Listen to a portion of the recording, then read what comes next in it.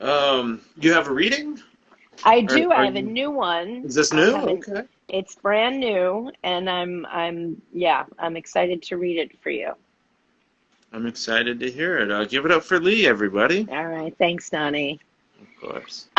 This is called Digging the Dancing Queen. We're all missing a lot these days. Concerts, parties, clubs, bars and restaurants, movies and sporting events. And it's been tough going without shared experiences for so long. Being with people is the best way to celebrate the fact that we're all part of the human experience, yet so many of these memories come flooding back to me when I'm by myself, especially when I ride my bike along the East River in Manhattan, which I do several times a week. I love to let my phone play random music while I revel in the sun and the breeze and the water. There I go, pedaling along, grateful for the exercise and the outdoors, and when the mood strikes, I'll throw modesty to the wind and dance along on my seat to the songs emanating from the various playlists of my life. During these dance rides, I think about how, when I was a kid, music was everything. My friend Robin and I even started a band, the Icebreakers, and we'd practice for hours in her living room, where my starter electric guitar and her drums, piano, marimba, and microphone set the stage for our makeshift studio. I was so excited when I wrote my first song, Hellmaster, that when I finished it, I ran along the sidewalk in search of my parents, who were on a leisurely stroll around the block.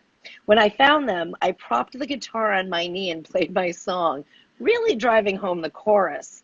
I'm a hellmaster. I take everyone who has died. I'm a hellmaster. I strip them of their souls and of their minds. I was only 11, but in my song, I was the eponymous hellmaster, naturally, who boasted of greeting the likes of a newly deceased Marilyn Monroe or John Lennon at the gates of hell.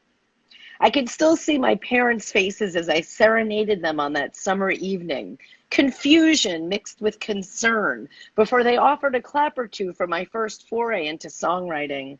Looking back, they probably thought it was no small feat that they managed to prevent me from turning into a cult leader or the Golden State Killer. In addition to the glory that was music, going out dancing was big back then, too.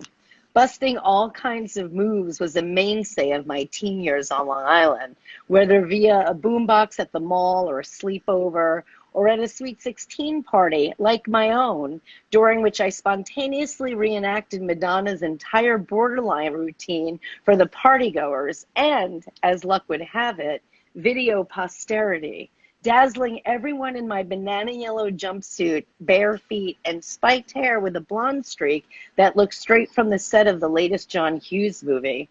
When I finished my performance, my older brother Dan, dashing in white parachute pants and matching capezios, was inspired to do a mean moonwalk across the dance floor and cement himself and that moment in our family's collective memory. My dance career continued into my early 20s, but somewhere along the line, going out dancing turned into going out drinking. Of course, going out drinking often resulted in impromptu dance parties, which continue to this day and follow the same pattern.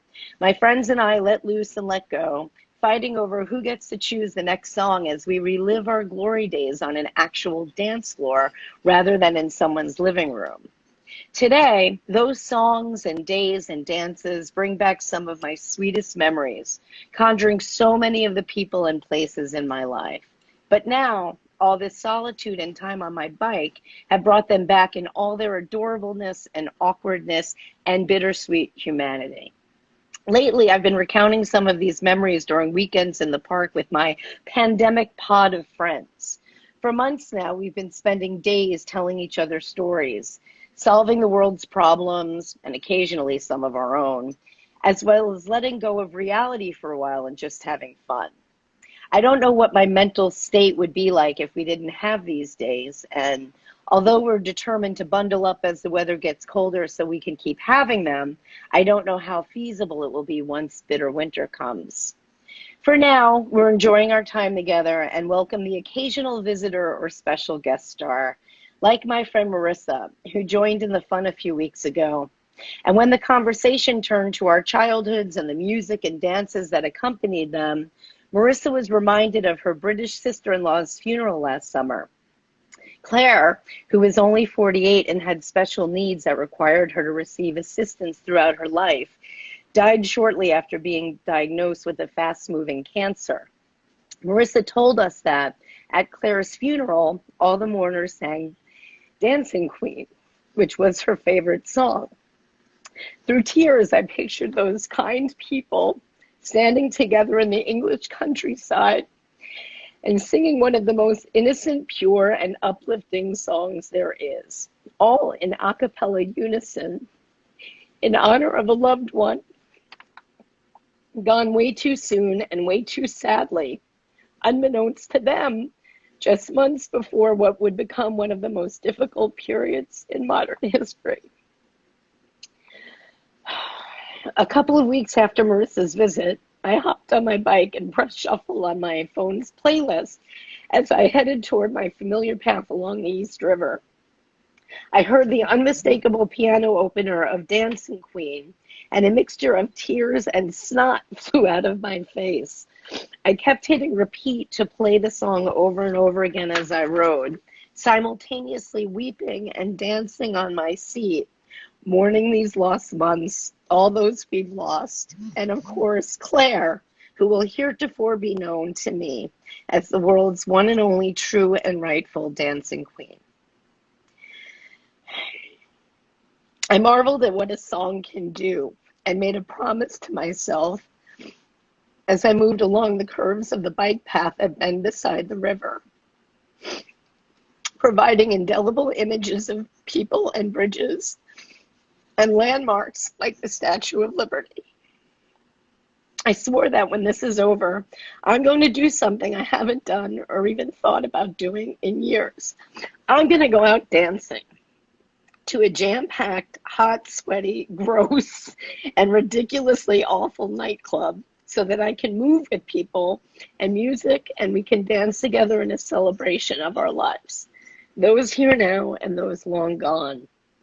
And I'll make sure to ask the DJ to play Dancing Queen, which I have listened to countless times since Marissa told me it was Claire's favorite song, and that, like so much else these days, has gone from a sweet little ditty to a poignant anthem that will forever break my heart and fill it at the same time.